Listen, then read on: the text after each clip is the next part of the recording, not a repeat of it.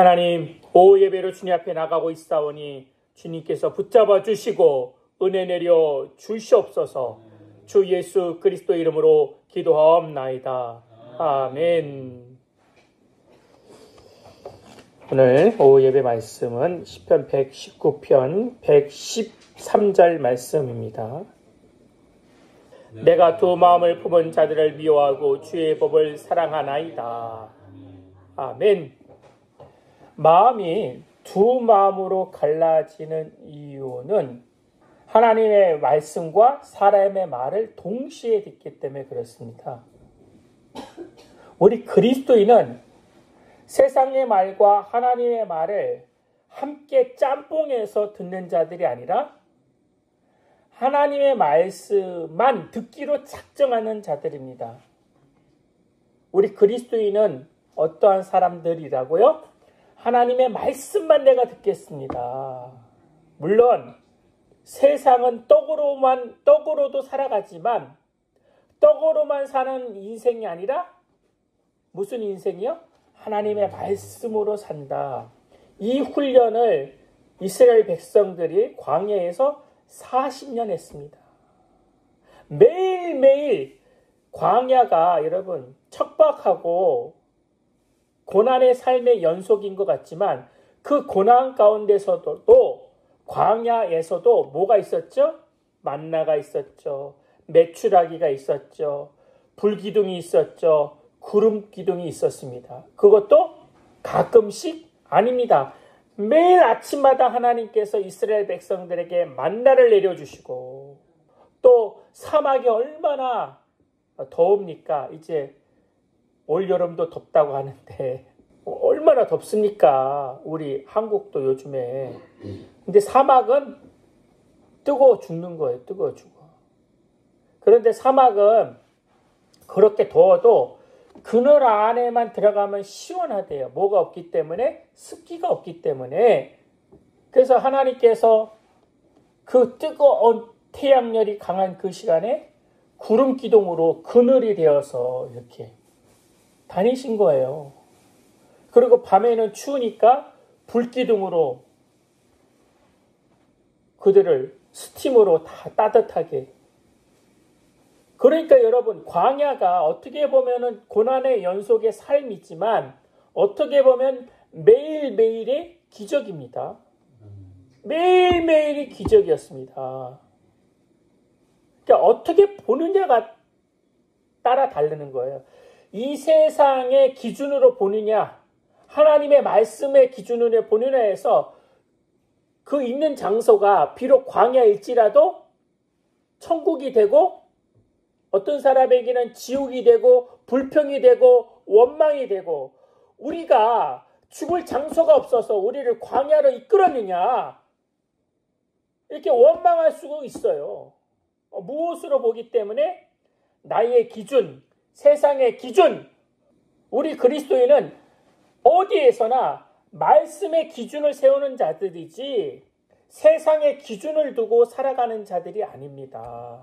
근데 이 기준이 어느 때는 말씀의 기준이었다가 어느 때는 세상의 기준이었다가 두 가지예요. 두 가지.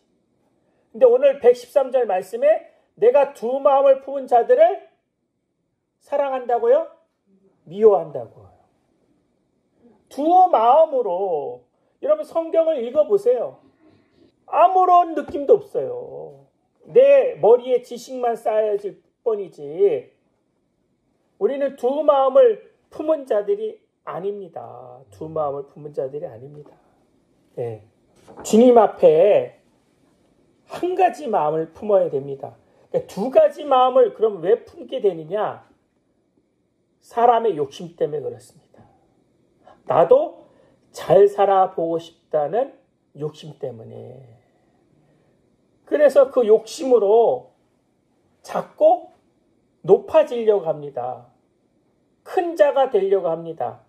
간혹 가다가 우리 교회는 없지만 어느 집사님 은혜 주셔서 큰 자가 되게 해달라고 그렇게 기도하는 분도 있는데 우리는 큰 자가 되기 위해서 예수 믿는 자들이 아닙니다.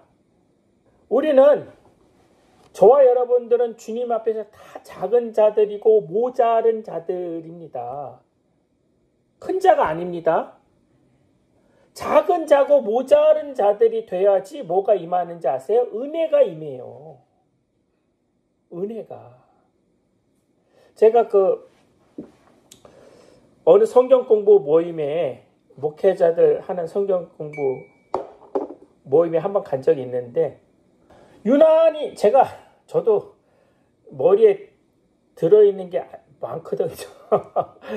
저 위에서 뭐 유명한 분들 온누리 교회에서 두란노에서 서울에서 하는 성경 공부 무수히 다녔거든요. 근데 거기보다 여기서 하는 성경 공부가 은혜가 되는 거예요. 그래서 내가 집에 돌아오다가 생각했어. 왜 은혜가 되지? 저기는 유기성 목사님, 누구죠?